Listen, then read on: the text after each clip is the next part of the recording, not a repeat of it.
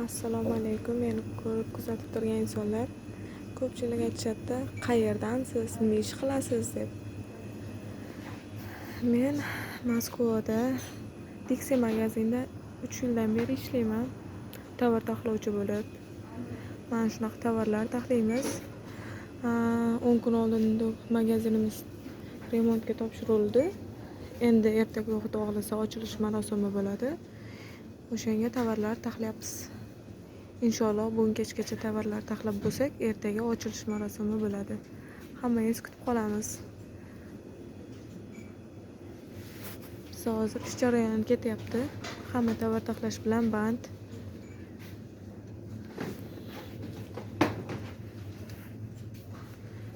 Shunaqa gaplar.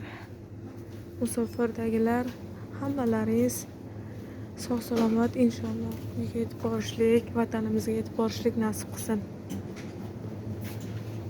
Mana shunaqa qilib xabarni boshlaymiz.